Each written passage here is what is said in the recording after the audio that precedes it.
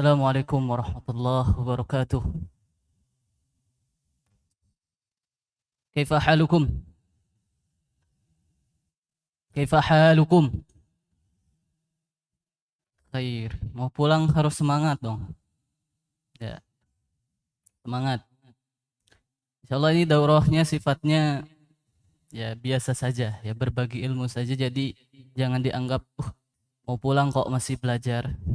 Enggak ya. Ini sebagai nasihat nanti bagi anak khususnya dan umumnya bagi antum semua. Taib innal hamdalillah nahmaduhu wa nasta'inuhu wa nastaghfiruh wa na'udzu billahi min syururi anfusina wa min sayyiati a'malina. Man yahdihillahu fala mudilla lahu wa man yudlil fala hadiya lahu wa ba'd. Ikhwati fid din, a'azzani Allah wa iyyakum. Sebagaimana yang antum sudah ketahui bahwa hari ini antum terakhir berada di Mahat sebelum besok pulang ke rumah masing-masing. Walaupun ada beberapa yang sudah pulang karena uzur dan lain sebagainya. Insyaallah di sini dalam rangka saling mengingati, saling mengingatkan. Karena antum semua sudah hafal ayatnya, wa dzakir fa inna dzikra tanfa'ul mu'minin. Maka berilah peringatan, karena sesungguhnya memberi peringatan itu akan bermanfaat bagi orang-orang beriman. Dan ilmu itu sejatinya ya mencakup ya sempit sebenarnya. Jadi semua yang ilmu-ilmu yang sudah antum pelajari akan terus diulang-ulang. Ya, jadi di sini tema yang akan kita bahas sudah antum pelajari sebenarnya. Tapi tidak ada salahnya kita saling mengingatkan kembali. Ya, kita murojaah. Termasuk Al-Quran. Udah 30 juz ya udah diulang-ulang, apalagi. Ya, karena sejatinya ilmu itu diulang-ulang terus diamalkan. Maka tema kita pada pagi hari ini insyaallah berjudul ilmu dan amal. Ilmu dan amal. Antum semua yang sudah berilmu, ya, otomatis kalau sudah masuk ma'had belajar, pasti berilmu, ya, pasti punya ilmu, nggak mungkin tidak. Ya, oleh karenanya ilmu itu tidak bisa berdiri sendiri, tidak cukup untuk berdiri sendiri. Dia harus disertai dengan sesuatu yang lebih utama, di mana sesuatu tersebut dinamakan dengan amal. Baik. Sebagai pembukaan, kita lihat di situ tujuan mempelajari ilmu. Mempelajari ilmu sejatinya bukan hanya untuk menguasai ilmu itu sendiri. Namun ilmu dipelajari untuk diaplikasikan dalam pengamalan. Antum pengen tajwidnya bagus, hafalannya banyak, ya belajar, menuntut ilmu, memahami akidah sahihah, memahami fikih yang benar, fikih salat, fikih ibadah dan lain sebagainya. Itu tujuannya bukan antum untuk semata-mata memperkaya diri dengan ilmu tersebut. Oh, saya sudah paham salat bagaimana? Oh, saya sudah paham tajwid bagaimana? Oh, saya sudah hafal 30 juz. Ya. Terus berhenti di situ tidak. Tapi ilmu itu adalah untuk diaplikasikan dalam pengamalan. Ya, diamalkan. Dan ini poin utama daripada sebuah ilmu. Seluruh ilmu syar'i yang ada, syariat memperintahkan untuk mempelajarinya sebagai wasilah untuk beribadah kepada Allah, bukan tujuan yang lainnya. Jadi ilmu yang kita pelajari tujuannya untuk ibadah, untuk beramal. Enggak ada tujuan lain untuk sombong, untuk bangga-bangga, nanti pulang bangga-bangga di hadapan ponakannya, sepupunya, ya waliyadzubillah. Tidak seperti itu. Jangan seperti itu, bahaya. Fokuskan saja kita belajar itu untuk ibadah kepada Allah. Antum tahu ini langsung diaplikasikan. Ya, tahu sholat yang benar seperti apa, dipakai, diaplikasikan. tahu bacaan yang benar seperti apa, dipakai. Jangan sudah tahu shot dari mana tapi masih males mulutnya, nggak mau olahraga mulut. Kalau di Al-Quran ya, diaplikasikan.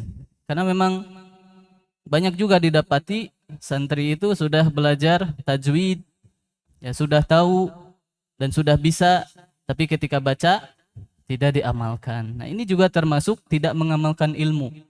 Ya, semua ilmu yang antum sudah fahami, ya berusaha untuk diamalkan.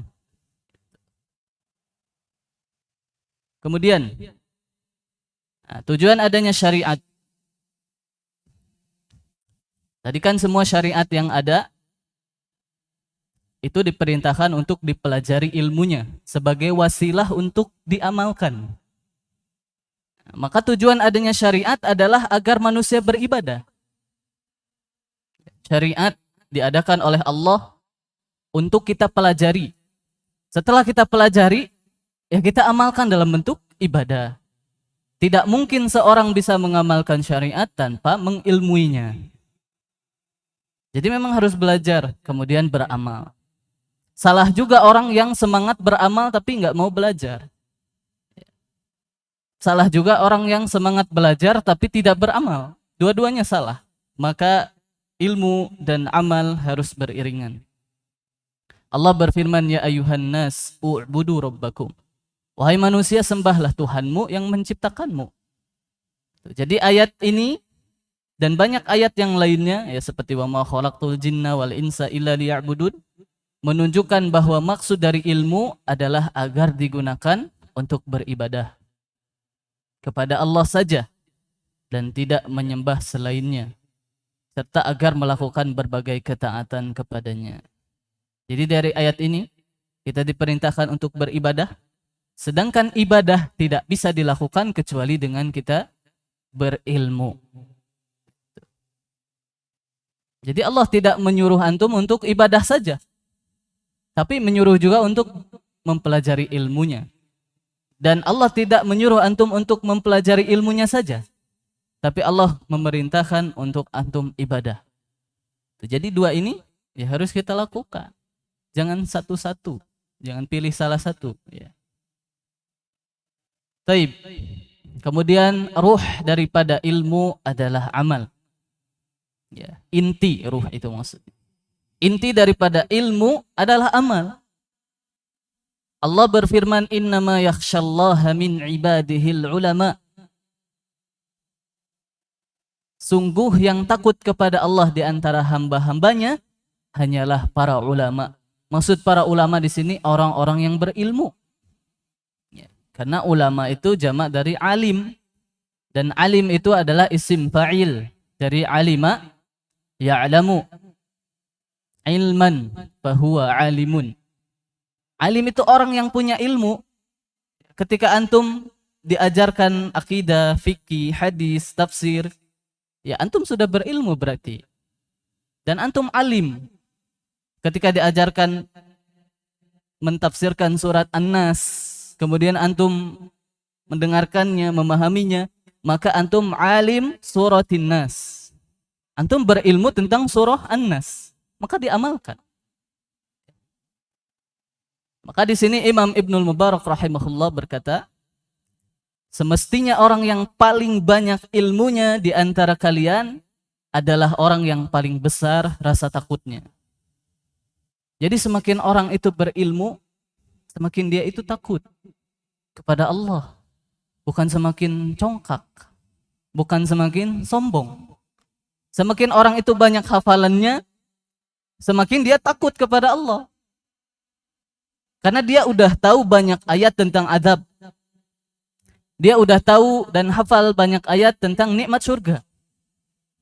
Maka rasa takutnya kepada Allah lebih tinggi dibanding yang baru hafal juz 30. Seharusnya seperti itu. Itulah ilmu yang bermanfaat. Ya, ilmu yang akan memberikan syafaat bagi pemiliknya. Jadi inti daripada ilmu adalah rasa takut. Sebagaimana perkataan Imam Ahmad, innamal ilmu khasyatullah. Sesungguhnya ilmu yang sebenarnya adalah rasa takut kepada Allah. Jadi ketika antum dapat ilmu, antum tambah rasa takutnya kepada Allah, itulah ilmu ya, yang sejati. Kalau antum cuma pengetahuan, ya, hafalan nambah, tapi gitu-gitu aja, ya berarti hati-hati. Kita harus waspada ilmu kita ini manfaat atau enggak. Kita harus khawatir. Karena ilmu ini bisa menjadi senjata, bisa memberi syafaat, bisa memberi laknat bagi pemiliknya. Oleh karenanya kita hendaknya berhati-hati. Kemudian beberapa perkataan salaf tentang ilmu dan amal. Ya, banyak sebenarnya perkataannya, cuma di sini kita ambil 3, di antaranya Ibnu Mas'ud. Sebagaimana ma'had kita dinamakan Ibnu Mas'ud. Berkata, pelajarilah ilmu, apabila sudah tahu, amalkanlah. Ya. Pelajarilah ilmu, apabila sudah tahu, ya amalkan, apalagi. Dan antum tahulah kisah para sahabat dahulu. Ya, mereka belajar 10 ayat, terus diamalkan. Tidak lebih dari 10 ayat, terus nambah. Ya. Itulah para sahabat seperti itu. Ya. Antum pun ketika sudah hafal, diamalkan. Ketika sudah belajar, diamalkan. Ya, berusaha untuk mengamalkan segala yang kita ketahui. Kemudian Imam Fudail bin Iyad rahimahullah mengatakan, seseorang yang berilmu akan tetap menjadi orang bodoh sampai dia dapat mengamalkan ilmunya. Jadi walaupun dia berilmu tapi tidak mengamalkan ilmunya, tetap dia dikategorikan sebagai orang yang bodoh, kata Fudail bin Iyad. Apabila dia mengamalkan ilmunya, barulah dia menjadi seorang alim. Nah, ini. Jadi orang itu dikatakan, oh fulan alim. Ternyata tidak mengamalkan ilmunya. Ya berarti belum alim. Ya, masih jahil. Itu menurut Fudail bin Iyad rahimahullah. Seorang ulama tabi'in. Kemudian Abu Abdullah Ar-Huzabari rahimahullah berkata, barang siapa yang berangkat menimba ilmu, sementara yang ia inginkan semata hanya ilmu, ilmunya tidak akan bermanfaat baginya. Lihat. Padahal di sini kata Imam Abdullah, yang berangkat menuntut ilmu tapi pengen dapat ilmu, tetap niatnya salah. Apalagi yang lebih rendah daripada itu niatnya. Berangkat menuntut ilmu, tujuannya mencari dunia. Itu lebih rendah, lebih hina. Bukan lagi tidak bermanfaat, tapi bisa menjadi bumerang dan madorot bagi pelakunya. Di sini Imam mengatakan, Imam Abu Abdullah, siapa yang berangkat menuntut ilmu, tujuannya hanya untuk dapat ilmu saja, maka ilmu itu tidak akan bermanfaat. Dan barang siapa yang berangkat menimba ilmu untuk mengamalkan ilmu tersebut, niscaya ilmu yang sedikit pun akan bermanfaat baginya. Ya memang seperti itu. Orang yang niat belajarnya karena Allah, ingin mempelajari ilmu, terus ilmunya niatnya untuk diamalkan. Walaupun ilmunya sedikit diamalkan, itu lebih bermanfaat baginya. Dan orang tua antum kebanyakan memang gak apa-apa Ustadz hafalannya sedikit, yang penting apa? Adabnya. Adab itu kan pengaplikasian dari ilmu yang antum telah pelajari. Walaupun adab ini lebih cenderung ke langsung diajarkan oleh Ustadz kita, Abu Hanif. Ya. Mungkin ada beberapa di kelas diajarkan tentang adab. Ya. Di dalam hadis misalnya larangan namimah, larangan ghibah. Ya iya. Tapi secara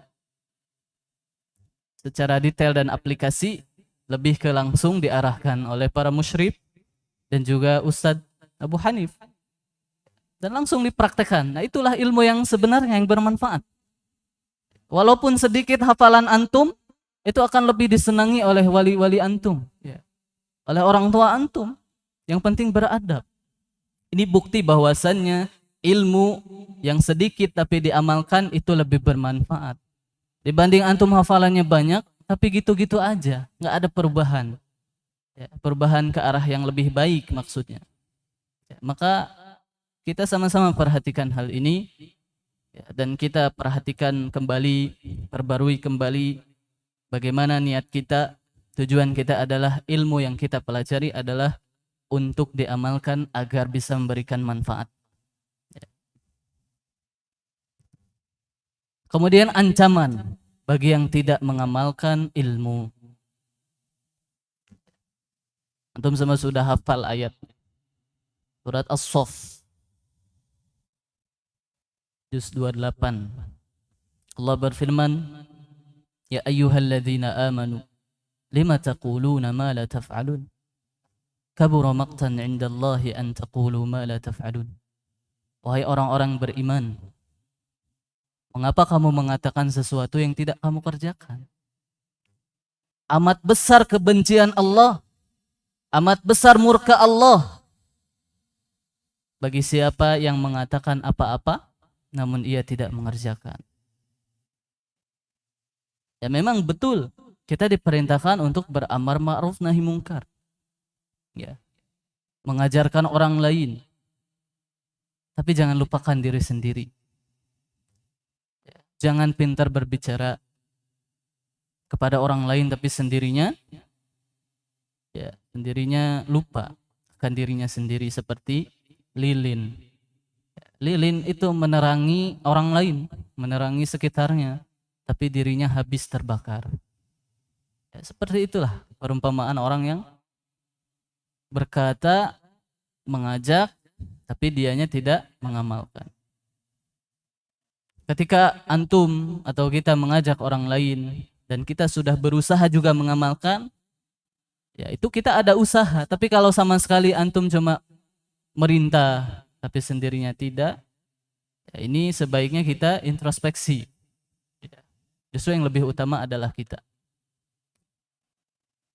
Kemarin pun Ustaz Cecep rahimahullah, Ustaz Cecep hafizahullah menasihati kami, ketika antum menjadi seorang panitia sebuah kajian atau sebuah kegiatan, maka hendaklah antum di baris pertama yang duduk.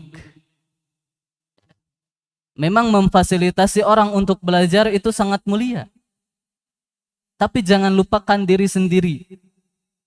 Diri kita lebih butuh daripada ilmu, kata beliau. Kemudian orang lain kita fasilitasi, kita mendapatkan 2 pahala. Kita sendiri belajar ilmu, ya, duduk di majelis ta'lim, dan orang lain mendapatkan kemudahan karena difasilitasi oleh panitia. Ya.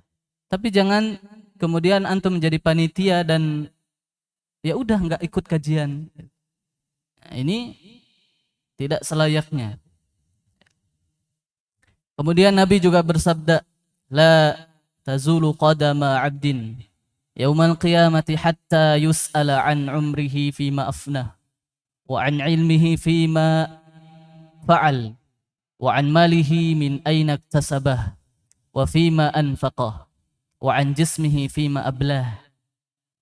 Seorang hamba tidak akan beranjak dari tempatnya pada hari kiamat hingga dia ditanya tentang umurnya, untuk apa dihabiskan, kemudian ilmunya, apa yang telah diamalkan. Jadi akan ditanya, akan dihisab.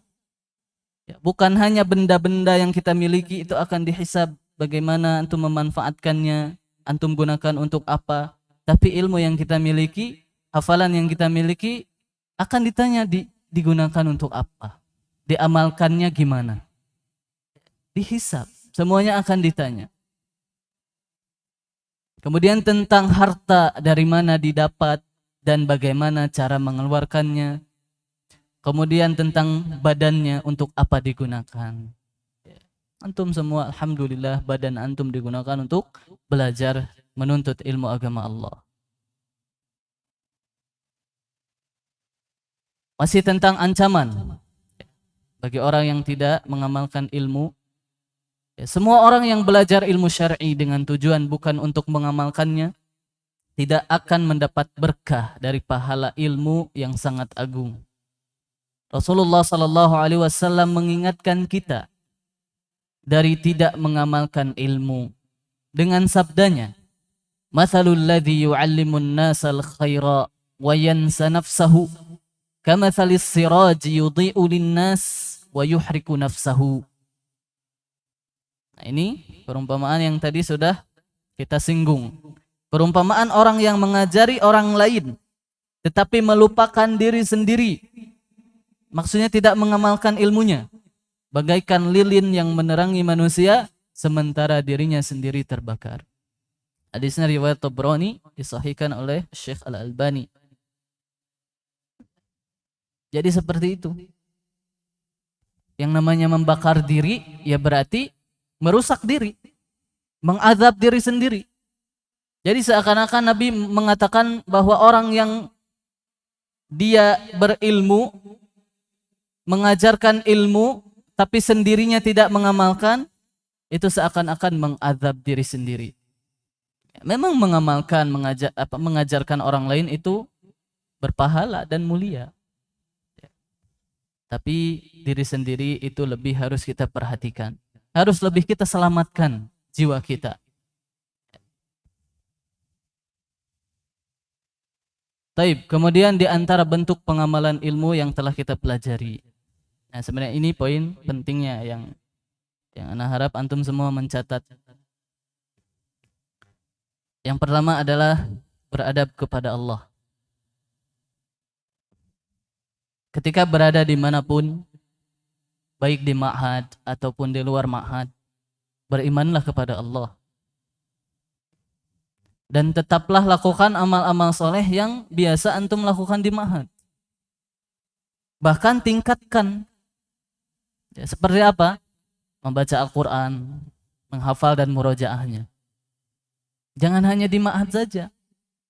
Ya, ketika antum di luar ma'had, ya, besok antum sudah keluar ma'had, kemudian lupa semua apa yang antum lakukan di ma'had.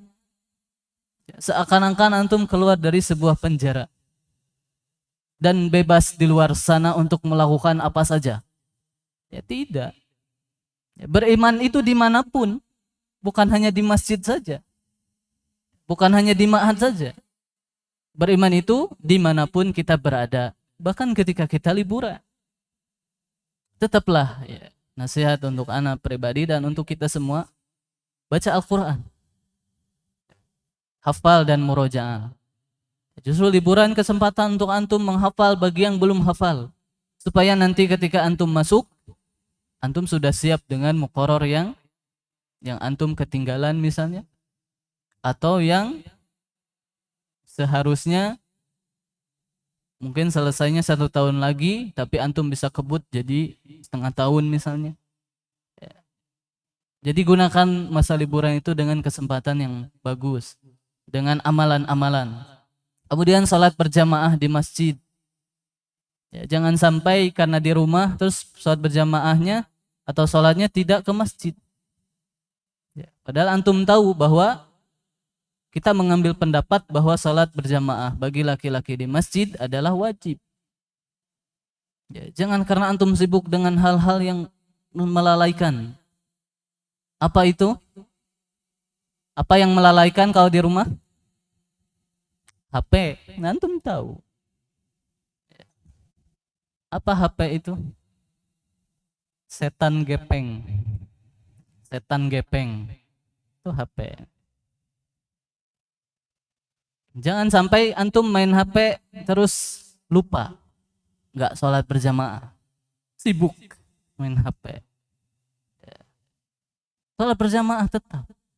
Apalagi masjidnya dekat terus sibuk main HP. Ya nanti lagi seru nanti. Masjid dekat. Padahal dulu para sahabat ya, kaum Ansor berkata kepada Nabi, "Wahai Nabi, rumah kami jauh. Kami mau rumah kami pindah ke dekat masjid supaya lebih nyaman." Kata Nabi, "Jangan. Tetaplah di rumah-rumah kalian yang jauh. Karena semakin jauh ke masjid semakin berpahala. Pahalanya semakin besar karena langkah kakinya semakin banyak." Mereka aja semangat untuk pindah ke masjid, dekat masjid, tujuannya agar bisa lebih ya memanfaatkan masjid supaya tidak telat sholat, supaya tidak telat kalau ada nasihat dari Nabi. Nah ini orang sudah dekat masjid malah leha-leha lalai, ya, bahkan nggak ke masjid, waliyadzubillah. Ya. Antum laki-laki kan, ya sholat berjamaah di masjid. Kemudian tetap menjaga juga sholat sunnahnya. Ya. Jangan di ma'had saja sholat sunnah. Ketika di luar ma'had, ya udah sholat wajib. Itu pun buru-buru, habis itu nggak zikir lagi, pulang. Ya, karena ingat HP masih nyala, masih ketinggalan. Ya. Jangan seperti itu. Itu berarti tidak mengamalkan ilmunya. Ya. Fitnah luar biasa itu HP. Di zaman seperti ini fitnah. Ya. Chattingan sama akhwat apalagi. Nah. Waliyadzubillah. Gimana? Antum udah tahu hukumnya. Ya, tapi masih dilakukan. Itu berarti tidak mengamalkan ilmunya. Puasa Senin Kamis tetap jaga ya, di rumah. Ya, bahkan tadi kita katakan tingkatkan kalau bisa. Puasa Senin Kamis tingkatkan jadi puasa Daud. Ya. Itu luar biasa, Masya Allah. Ya, di tengah godaan, di tengah fitnah, antum bisa memegang teguh agama Allah, pahalanya lebih besar. Ya. Kemudian belajar ilmu agama Allah, karena tidak ada kata libur dalam belajar. Walaupun nggak di ma'had, belajar tetap belajar. Ya. Hadiri kajian-kajian yang ada. Antum yang dekat masjid, hadiri kajian. Ya, ustadz-ustadz besar atau ustadz-ustadz yang bahas tentang ilmu-ilmu agama Allah yang sahihah, akidah sahihah, ya, dan ilmu-ilmu agama yang lainnya. Hendaknya kita berusaha untuk menghadirinya. Atau ikuti kelas online atau sebagainya. Sekarang wasilah banyak. Ya. Antum HP punya dan HP-nya bermanfaat. Antum ikut kelas-kelas online, setoran online misalnya. Ya. Tahsin online misalnya. Ya. Daurah online itu banyak. Ya. Bukan berarti libur ma'had, libur juga belajar. Tidak. Ya. Sudah kita sering katakan. Ar-rahatu fil jannah. Istirahat itu di surga, ya, bukan di dunia. Kalau antum mau istirahat, ya ke surga, jangan di sini. Dunia itu darul bala, tempatnya ujian, tempatnya cobaan.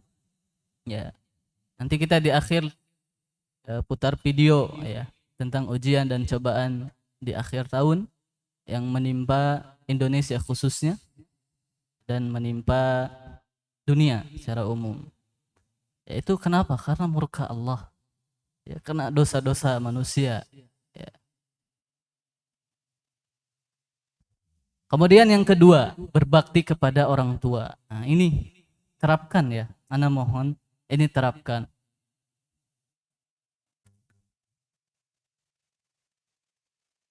Dengan cara yang pertama, berkata-kata sopan dan penuh kelembutan. Jauhi perkataan yang menyakiti hati mereka. Bukannya anak pondok terus dikenal sebagai, wah si fulan kata-katanya jorok, kata-katanya kasar. Ya.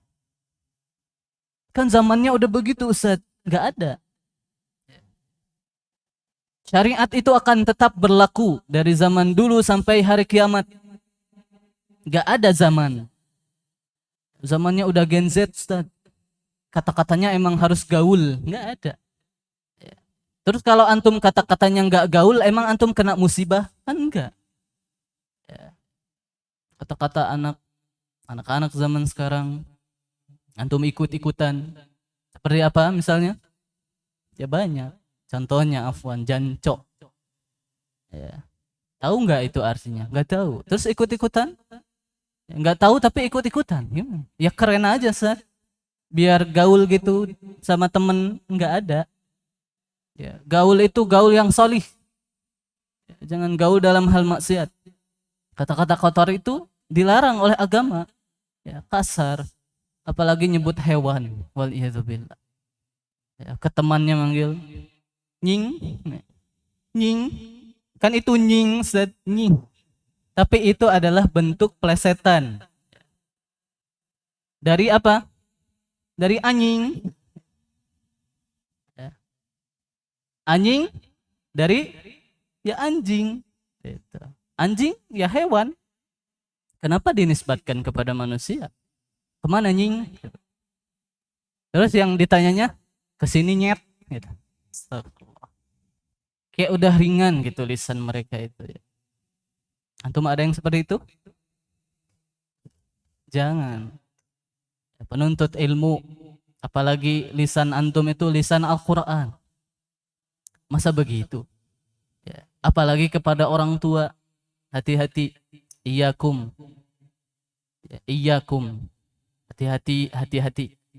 Ya, kata-kata harus sopan, penuh lemah lembut. Jauhi kata-kata yang menyakiti hati mereka. Ya. Allah berfirman, wa qada rabbuka alla ta'budu illa iyyah wa bil walidaini ihsana imma yablughanna 'indaka al-kibara ahaduhuma aw kilahuma fala taqul lahumā uffin wa la tanharhuma wa qul lahumā qawlan karima. Dan Tuhanmu telah memerintahkan supaya kamu jangan menyembah selain Dia, dan hendaklah kamu berbuat baik kepada ibu bapamu dengan sebaik-baiknya. Jika salah seorang di antara keduanya atau bahkan kedua-duanya sudah sampai berumur lanjut dalam pemeliharaanmu, maka sekali-kali janganlah kamu mengatakan kepadanya ah, atau yang semisalnya, kata para ulama. Bahkan bermuka dengan gestur aja itu udah dosa. Ya. Disuruh apalagi apa sih? Nah, itu udah banyak banget itu dosanya. Ya udah mukanya apa sih? Itu banyak banget. Ya. Bahkan di sini dikatakan saja nggak boleh. Ya, kata para ulama gestur saja nggak boleh. Gestur kita menolak perintah orang tua selama itu ma'ruf itu sudah termasuk dosa. Ya. Apalagi lain sebagainya. Hati-hati. Dan jangan kamu membentak mereka, apalagi membentak. Dan ucapkanlah kepada mereka perkataan yang mulia. Ya, perkataan yang baik, sopan. Kepada guru antum sopan, kepada orang tua harus lebih sopan. Kepada guru antum santun, beradab. Kepada orang tua harus lebih beradab. Ya, orang tua kita yang mengurus kita, merawat kita, menyayangi kita, ya mereka yang lebih berhak untuk mendapatkan pengabdian dari kita. Kemudian yang kedua, dengan cara tidak memandang orang tua dengan pandangan yang tajam, ya, pandangan jahat,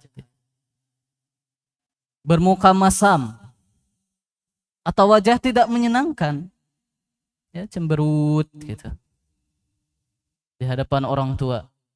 Nggak boleh. Nah, hati-hati ya. Kemudian tidak meninggikan suara. Ini sebenarnya sudah termasuk tadi di dalam ayat.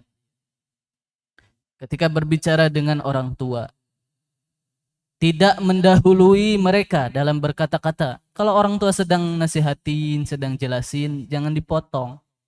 Ya, jangan didahului. Ya, biarkan mereka menasihati. Karena nasihat itu baik. Apalagi orang tua kepada anaknya. Gak mungkin orang tua menasihati antum dengan nasihat yang buruk. Ya, pasti itu kebaikan.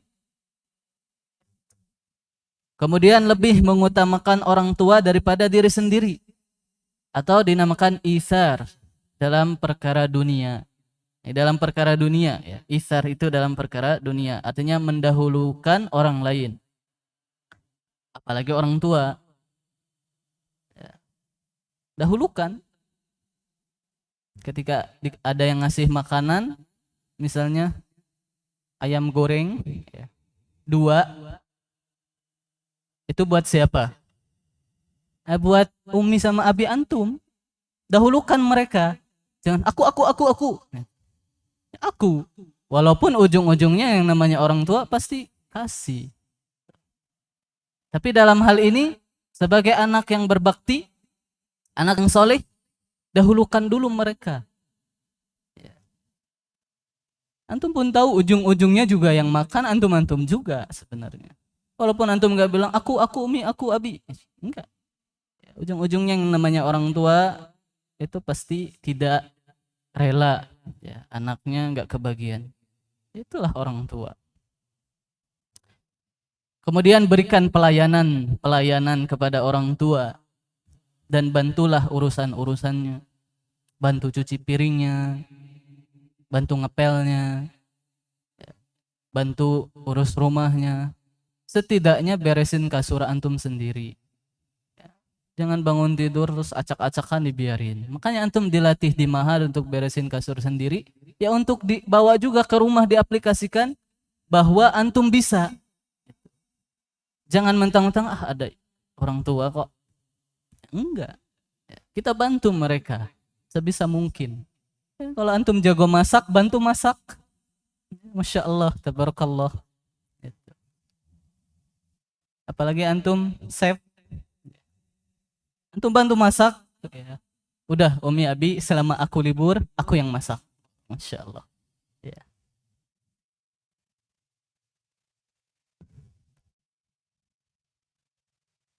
Walaupun masaknya apa? Endog. Endog diceplok.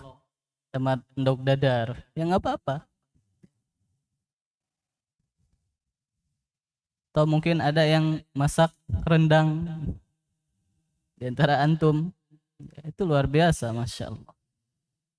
Kemudian jawablah panggilan mereka dengan segera. Jangan dinanti-nanti. Ya, ketika memanggil, meminta bantuan, menyuruh, jawab segera. Ya, tidak nanti lagi ini, lagi itu, lagi ini. Ya. Itu tidak beradab sama sekali.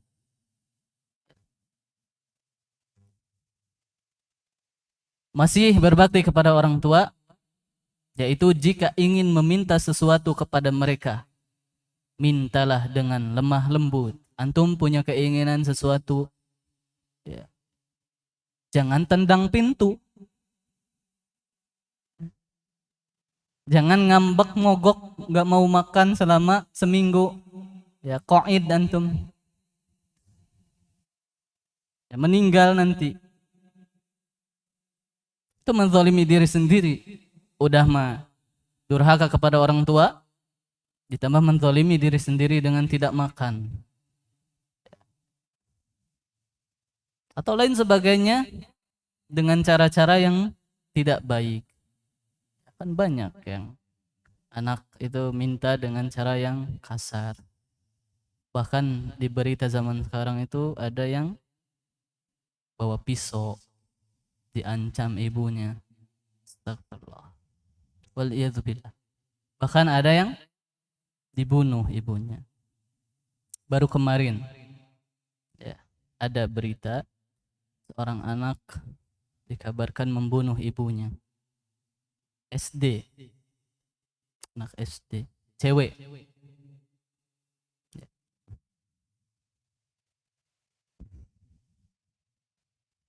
Sekarang itu darah kaum muslimin sangat mudah tertumpah. Ya. Tidak lagi ada rasa takut. Bahkan saudara dengan saudaranya. Semua gara-gara apa? Gara-gara harta. Ya, gara-gara uang. Itulah fitnah. Gara-gara harta, gara-gara kehormatan, gara-gara uang, gara-gara warisan. Ya. Ada kemarin juga seorang kakak dan adik berantem ya sampai dibacok meninggal. Ya, adiknya atau kakaknya gara-gara apa? Gara-gara pohon bambu. Pohon bambu yang belum dibagikan warisannya. Pohon bambu doang. Kalau kita kasih pun nih, mau mah gitu. Tapi orang sampai membunuh saudaranya. Itulah akhir zaman seperti itu. Ya. Dan anak yang bawa-bawa pisau, yang ngancam ibunya, ya gara-gara minta sesuatu tapi nggak dikasih. Ya minta apalagi HP yang zaman sekarang. Ya, sampai stres itu anaknya, gila. Psikologisnya kena. Ya, maka kita berlindung dari sifat-sifat semacam ini itu dengan cara apa? Belajar dan amalkan ilmu yang kita pelajari. Ya. Itu kuncinya. Dan tidak ada istilah sekarang zamannya udah begini, Set. Nggak ada. Zaman begini nggak ada. Zamannya teknologi iya. Tapi bukan berarti kita terus berubah. Muslim ya tetap Muslim. Orang Muslim punya aturan. Orang Muslim punya dalil, punya hujjah, Al-Quran dan hadis. Dan itu akan terus berlaku. Taib. Nabi bersabda, la tulhifu fil mas'alati.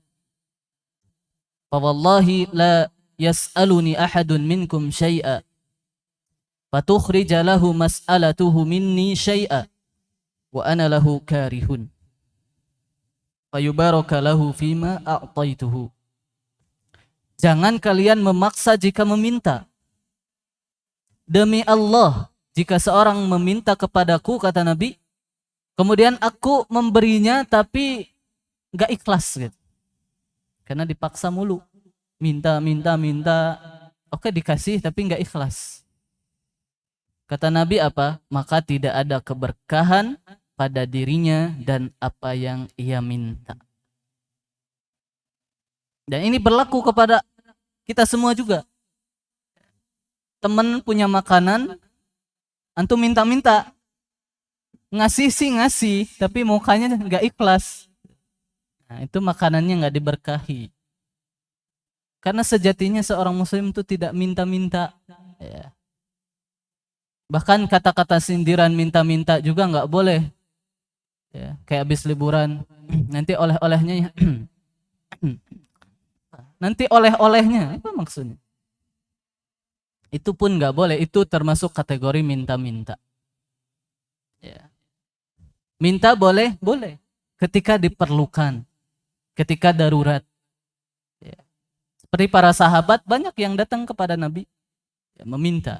Ya, seorang ibu datang ke rumah Nabi, minta kurma, atau minta sesuatu yang ada cuma kurma, kata Aisyah, dikasih. Ya, ibu itu bawa 2 anak. Ya, kurmanya cuma 1. Dibelah 2, dikasih anaknya. Ibunya nggak makan. Ya, itulah ibu. Walaupun seharusnya seorang anak buat ibu aja, aku mau bisa kuat. Itu yang bagus. Tapi misalnya ini anaknya masih kecil ya. Jadi ibunya kasih ke anaknya, supaya anaknya nggak kelaparan. Ya, minta boleh, tapi dalam keadaan darurat. Ya. Ketika memang kita membutuhkan sekali. Nah, di sini dijelaskan meminta kepada orang lain dengan memaksa adalah akhlak yang buruk. Terlebih lagi jika yang diminta adalah orang tua. Jadi minta maksa kepada orang lain itu akhlak yang buruk, apalagi kepada orang tua. Ya, maka perhatikan ini.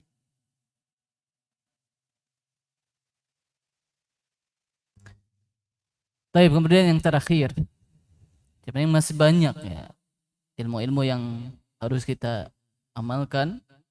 Tapi ini yang terakhir, yaitu berdakwah dan beramar ma'ruf nahi mungkar. Antum berilmu, beramal, dan kemudian berdakwah. Allah berfirman, illal ladzina amanu wa 'amilus solihati wa tawasaw bil haqqi wa tawasaw bis sabri. Demi masa manusia itu semuanya rugi kecuali orang yang beriman. Setelah beriman, beramal solih.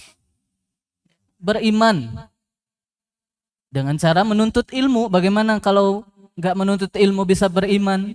Nggak bisa. Beriman dengan cara menuntut ilmu, mempelajari bagaimana cara beriman, cara mengenal Allah dan lain sebagainya.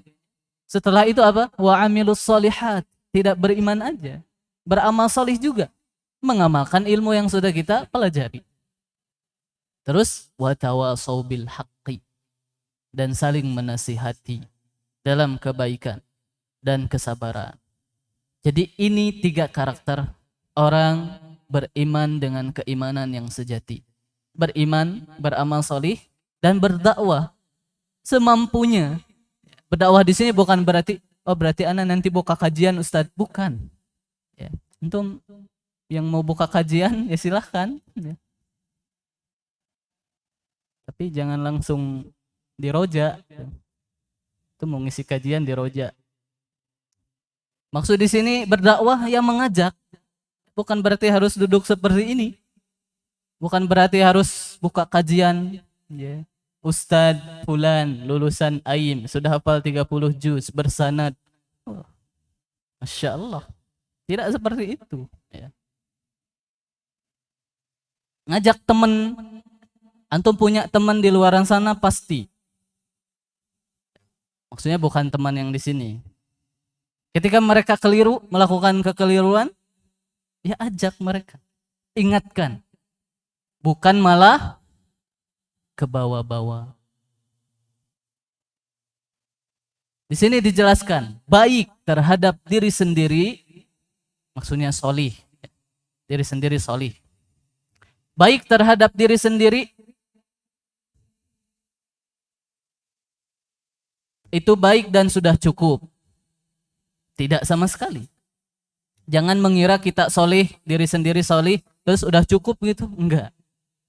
Di sekeliling kita sangatlah banyak kemungkaran yang terjadi. Ingkari, jangan didiamkan. Di lingkungan keluarga misalnya, ingkari kalau mampu. Kan antum udah hafal hadisnya, tingkatan cara untuk mengingkari. Falyughayyirhu biyadi, wa illam yastati' fa bilisani, wa illam yastati' fa biqalbi, wa dzalika adhaful iman. Setidaknya hati kita benci. Kalau enggak mampu dengan tangan dan lisan. Ya. Lisan itu pertengahan. Ya, setidaknya kita mampu untuk mengingkari. Jangan didiamkan, bahkan malah ikut-ikutan. Datangi mereka. Jangan malah membuang muka dengan alasan yang penting aku enggak ikut-ikutan. Kan tiap orang akan mempertanggungjawabkan amalannya masing-masing. Ya memang benar. Tapi ini jelas keliru. Jika pendapat kita begitu, udah dia, saya. Gitu. Nggak bisa seperti itu. Karena kita sebagai umat Islam diminta agama untuk menegakkan amar ma'ruf nahi mungkar. Dan berikut konsekuensi yang harus kita terima jika kita meninggalkan amar ma'ruf nahi mungkar. Ada konsekuensi kalau kita nggak mau ngajak, kita nggak mau dakwah. Apa itu? Kemungkaran sama saja mengundang azab turun di dunia. Dan itu yang menimpa negara kita sekarang. Negara kita saat ini. Orang berzina udah biasa, berkata-kata kotor seperti tadi udah biasa, padahal masih anak-anak muda, anak-anak SD. Tapi bahasanya udah ngomongin nikah, pacaran, anak SD loh. Orang tua kita, antum tanya aja SD ngapain? Main, kejar-kejaran, gitu. Tak umpet, polisi penjahat. Lah sekarang apa? Lah pacar lu gimana, cantik gak? SD. Makanya gak heran masih SD udah head, masih SD udah balik laki-laki. Karena dipaksa hormonnya. Pergaulan yang tidak semestinya. Bahkan udah dewasa aja itu nggak boleh, apalagi masih anak kecil. Maka kalau antum punya adik yang masih kecil, ya ingatkan. Itulah cara berdakwah yang sekeliling kita dulu aja. Ajak mereka. Ajak sholat yang punya adik ke masjid, tahsin, gitu. Ajari huruf-huruf Al-Quran dengan baik. Ajari hafalan. bukan malah mencontohkan yang tidak baik. Kenapa? Emang iya akan turun azab. Ada buktinya. Nabi SAW bersabda, "Ma min rajulin yakunu fi qaumin yu'malu fihim bil ma'asi, yaqdiruna ala an yughayyiru alaihi, fala yughayyiru illa asabahumullahu bi'adabin min qabli an yamutu." Kata Nabi, tidaklah seseorang berada dalam suatu kaum, lingkungan, yang di dalamnya terjadi sebuah maksiat. Mereka pun mampu sebenarnya mengubah maksiat tersebut. Maksudnya mampu dakwah, mampu mengingatkan, tapi tidak mau melakukannya. Maka Allah akan menimpakan siksa kepada mereka sebelum mereka meninggal dunia. Jadi nggak benar perkataan, ya udah biarin dia, saya. Yang penting saya soleh. Toh amalan nanti masing-masing dihisab. Ya itu benar, nggak ada yang salah. Tapi pernyataan semacam ini tidak dibenarkan dalam Islam. Ya. Keyakinan seperti ini tidak dibenarkan karena apa? Maksiat di sekitar kita yang kita biarkan, ya kita pun akan kena juga azabnya. Ya. Banyak yang mengatakan sekarang memang lagi perubahan cuaca, sekarang BMKG gini-gini. Orang beriman itu meyakini udah ini sebab dosa kita. Ya. Allah sudah jelas kok mengatakan zaharul fasadu fil barri wal bahri bima kasabat aydin nas. Kerusakan itu akan ada di muka bumi, yaitu disebabkan karena perbuatan manusia. Ma asaba min musibatin fabima kasabat aydikum wa ya'fu an katsir. Musibah apapun yang menimpa kalian itu disebabkan tangan-tangan kalian sendiri. Bukan nyalahin cuaca, nyalahin ini. Ya enggak. Cuaca mau se-ekstrim apapun, kalau penduduk kota beriman, penduduk negeri beriman, Allah akan jaga. Walau anna ahlal qura amanu wattaqau lafatahna alaihim barakatin minas sama.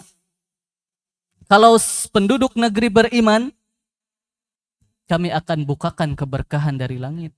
Ya kalau udah diberkahi, ya nggak dikasih musibah. Dan musibah kalau terjadi, ya menimpa semuanya. Tidak hanya orang yang bermaksiat aja. Maka memang tugas seorang mukmin itu berdakwah, untuk mengingatkan.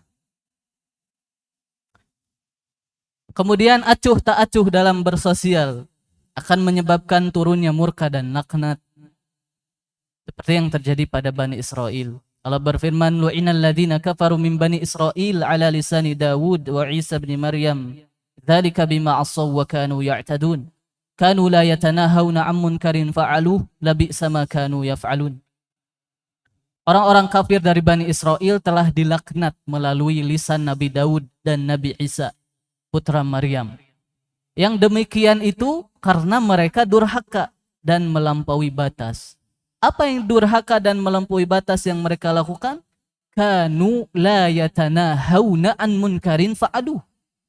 Mereka satu sama lain tidak saling mengingatkan, tidak saling mencegah terhadap perbuatan mungkar yang dilakukan. Sungguh sangat buruk apa yang mereka perbuat. Ya. Bani Israel dilaknat Allah disebabkan nggak mau mereka. Gak mau mereka beramar ma'ruf nahi mungkar. Ya. Bahkan mereka dibalik. Ya'muruna bil munkar wa yanhauna 'anil ma'ruf. Ya, dibalik. Mereka malah memerintahkan kepada keburukan dan melarang dari kebaikan. Baik, kemudian yang terakhir, ingat, jika pada akhirnya kemungkaran sudah sangat parah, tinggal menunggu azab dari Allah. Karena kemungkaran kalau dibiarkan akan jadi kebiasaan. Kalau udah jadi kebiasaan, susah untuk dihilangkan. Begitupun kebaikan. Kebaikan kalau udah jadi kebiasaan, ya udah. Kemungkaran pun sama. Ketika energi negatif terus ditambah, maka susah akan berubah jadi positif. Maka tinggal menunggu azab. Maka yang terkena azab bukan hanya mereka para pelaku, namun juga seluruh orang baik yang ada di sekitar. Ya, oke, kita soleh, misalnya, alhamdulillah, kita beramal soleh, beriman, tapi kita cuek terhadap apa yang terjadi di lingkungan, apalagi keluarga, misalnya adik yang antum mampu untuk menegurnya, adik sendiri kan nggak mungkin adik antum nggak mampu. Maka ujung-ujungnya azab akan turun dan menimpa semua. Ya lihatlah di Sumatera, ya antum tahu kan, Aceh, Padang, dan sekitarnya. Apakah di sana nggak ada orang yang soleh gitu? Terus karena Allah mengadab, enggak. Ada orang solehnya di sana. Dan nggak lama bisa jadi di selain Aceh, mungkin di sini, kita nggak tahu. Ya. Mungkin di kampung antum nanti antum pulang kan kita nggak tahu. Allah berfirman, wattaqu fitnatan la tusibanna alladhina zalamu minkum khassah wa'lamu annallaha syadidul iqab. Dan peliharalah dirimu dari siksaan yang tidak khusus menimpa orang-orang zalim saja di antara kamu, dan ketahuilah bahwa Allah amat keras siksanya. Ya, takut, kata Allah, peliharalah dirimu, takutlah kamu terhadap azab yang diturunkan bukan hanya kepada orang-orang zalim saja, tapi kamu pun ikut. Beda dengan para nabi. Para nabi disuruh dakwah oleh Allah di suatu tempat. Ketika kaum tersebut tidak mau beriman, ya Allah suruh nabinya keluar dulu, baru diadab. Masalahnya kita siapa yang ngasih tahu? Kalau Allah mau mengadab kampung ini, misalnya kota ini, negeri ini, kan kita nggak tahu, nggak diberi wahyu. Kita nggak disuruh keluar dulu dari Indonesia misalnya. Indonesia akan begini, begitu, begini, begitu. Terus kita ada yang diberi wahyu, gitu, nggak ada. Ya. Maka tugas kita sebagai orang yang beriman untuk meraih predikat iman sejati adalah iman, amal saleh, dan tawasau bil haqqi dan bis sabri. Ya, 3 karakter orang beriman dengan keimanan yang sejati. Hadza wallahu taala a'lam bis-shawab. Sebentar kita lihat fenomena yang terjadi saat ini. Mungkin di antara antum juga ada yang terdampak. Ya, doa-doa terbaik kita panjatkan kepada Allah untuk mereka, dan tidak menutup kemungkinan setelah di sana bisa jadi terjadi di sini atau di tempat-tempat antum nanti pulang. Ya, maka berdoa terus, dan itu tadi, ya, berdakwah.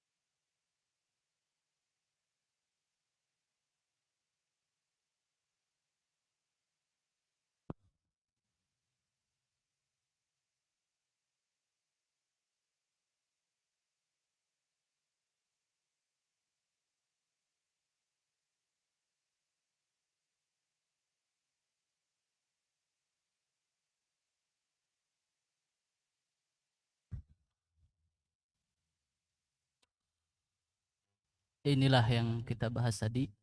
Kalau kita menuntut ilmu juga karena dunia, lihatlah ujung-ujungnya dunia. Kita yang punya harta, tujuan ilmu untuk mencari dunia, misalnya saya mau sekolah di sini karena nanti biar kerja di sini, kerja di situ, ngumpulin duit. Ujung-ujungnya kalau Allah berkehendak habis semua. Ini hanya beberapa potongan video saja. Banyak yang rumahnya bagus, baru selesai dibangun, terhempas air. Ya.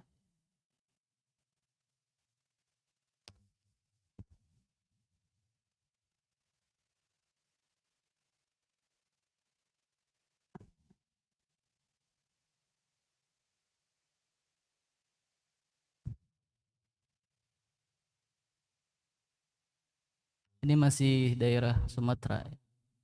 Dan tidak hanya di Sumatera ternyata.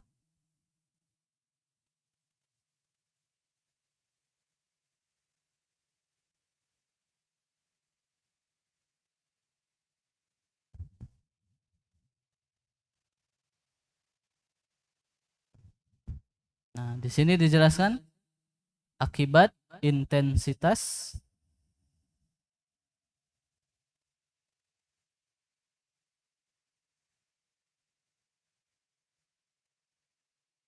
akibat intensitas hujan yang tinggi. Ya iya itu sebabnya. Tapi sebab utama adalah sebab dosa-dosa. Ya. Sebab dosa-dosa. Kita harus yakin itu. Dosa-dosa yang kita lakukan sebagai makhluk yang zaluman jahula.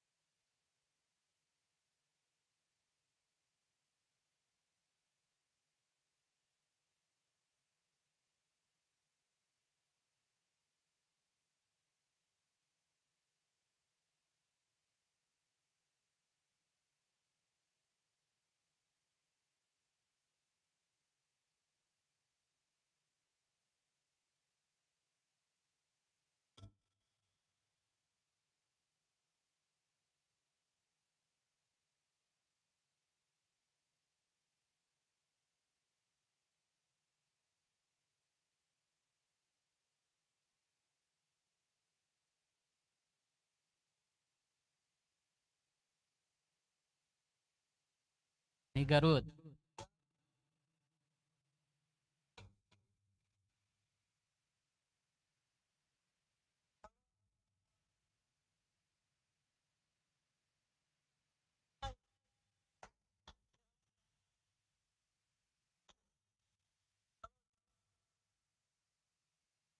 Bunda.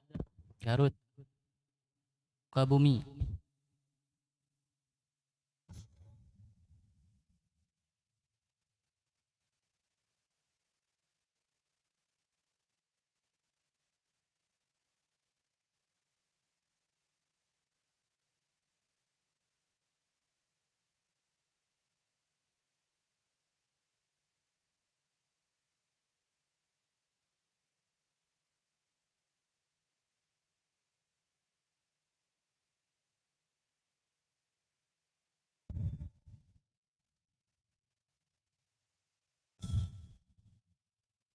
Bumi Ayu, Brebes.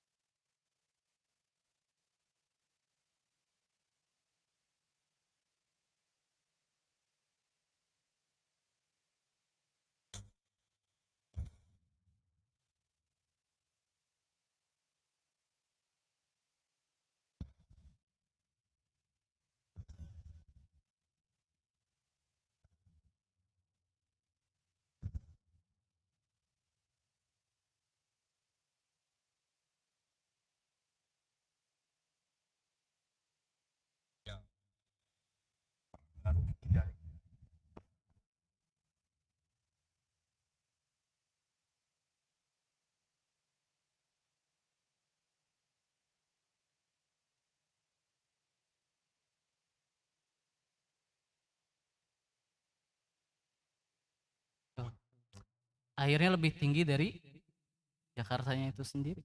Bayangkan kalau ini hancur di tanggulnya gimana?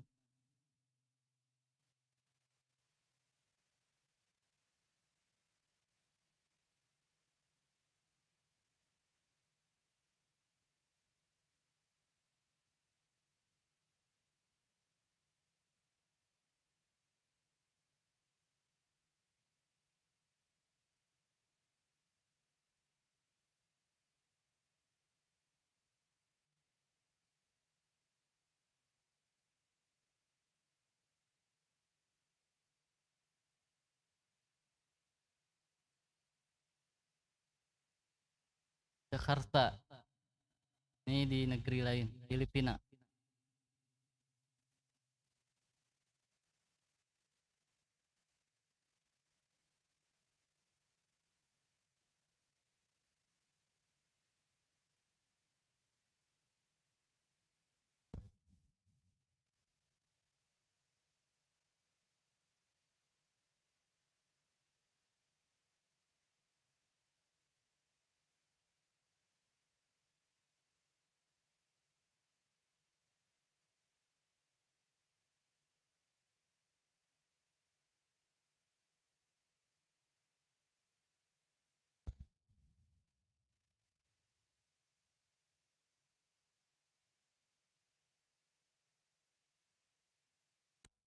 Dan bukan hanya banjir,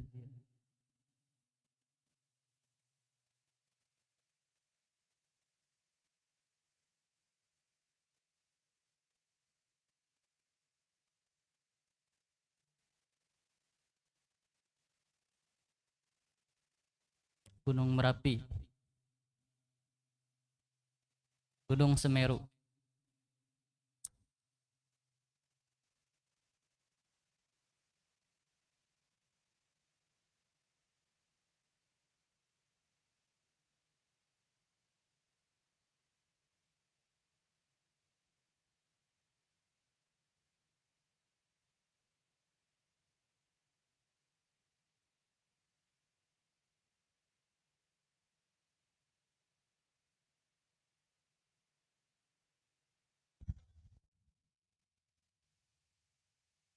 Ini bukan editan ya, ini asli, bukan AI, asli ini. Nah, cukup. Ini musibah yang belakangan ini menimpa negeri kita. Ya, ya memang benar pemerintah berusaha untuk kayak tadi di Jakarta menambal dengan semen lah itulah. Tapi justru yang harus kita lebih sadari adalah ini disebabkan dosa-dosa kita. Makanya Ana juga sarankan bagi antum yang libur nanti liburan jangan ke lautan karena laut lagi pasang. Liburan jangan ke pantai karena pantai lagi pasang. Allahu a'lam bishawab. Ini yang bisa kita pelajari. Mudah-mudahan memberikan manfaat khususnya bagi Ana sebagai wasilah pemateri dan bagi antum yang mendengarkan. Apa-apa yang benar dari Allah Subhanahu wa taala, apa-apa yang keliru dan salah dan lupa itu murni dari kesalahan ana pribadi dan dari syaitan. Hadani Allahu ayyakum ajma'in. Kita tutup dengan kifaratul majlis. Subhanakallahumma bihamdika asyhadu an la ilaha illa anta astaghfiruka wa atubu ilaik. Wassalamualaikum warahmatullahi wabarakatuh.